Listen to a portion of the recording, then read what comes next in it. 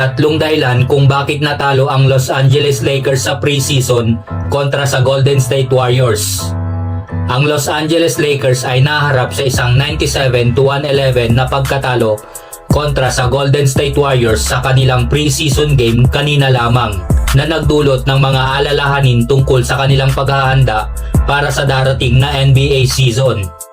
Sa kanilang isang panalo at tatlong talo na standing ng Lakers sa preseason, mukhang may mga dapat ayusin ang kupunan upang mas mapatibay ang kanilang kampanya sa regular season.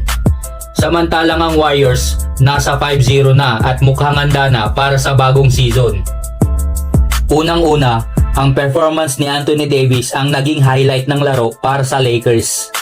Nagpakitang gila si AD sa kanyang 24 points at 12 rebounds sa 10 out of 14 shooting. Isang dominanting performance na nagbigay ng problema sa depensa ng Warriors. Si Dalton Knecht naman, bagamat nagsimula ng malamya, ay nakapagpakawala ng 19 points kasama ang 5 3-pointers. Si Rui Hachimura ay nagambag din ng 15 points at 9 rebounds. Samantalang si Austin Reeves ay nagtala ng 13 points. Ang masakit, si LeBron James ay hindi naging masyadong epektibo. Nagtapos lamang ng 6 points sa 23 minutes ng paglalaro.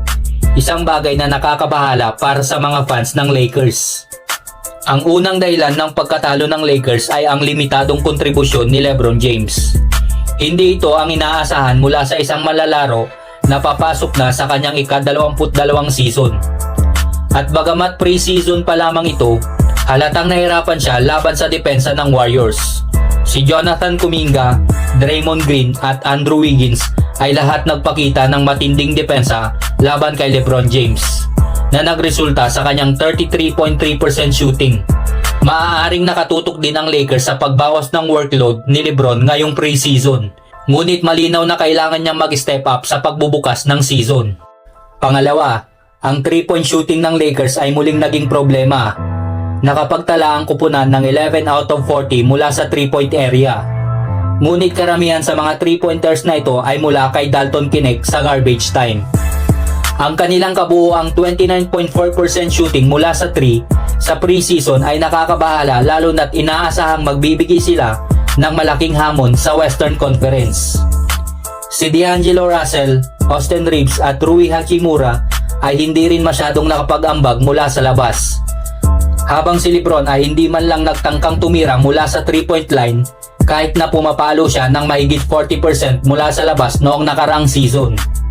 Pangatlo, bagamat si Anthony Davis ay nagpakita ng lakas, ang kakulangan ng consistency ng ibang players ng Lakers tuwing siya ay nasa bench ay naging malaking factor sa pagkatalo nila. Ang Lakers ay +3 sa 14-point loss na ito kapag si AD ang nasa court. Ibig sabihin, napaka-epektibo ng kanyang presence. Ngunit kapag wala si Davis, ang depensa ng Warriors ay mas nagiging agresibo at mas nakokontrol nila ang laro. Dito makikita na si Davis ang primary scorer na inaasahan ng Lakers ngayon at mukhang tinanggap na niya ang role na ito. Sa kabuuan, mahalaga para sa Lakers na maghanap ng solusyon upang mabawasan ang pagdepende kay Anthony Davis. Maaari silang magdagdag ng isang solidong big man o magbigay ng mas malaking role sa mga players tulad ni Jackson Hayes upang mag-step up sa depensa at opensa sa loob ng court.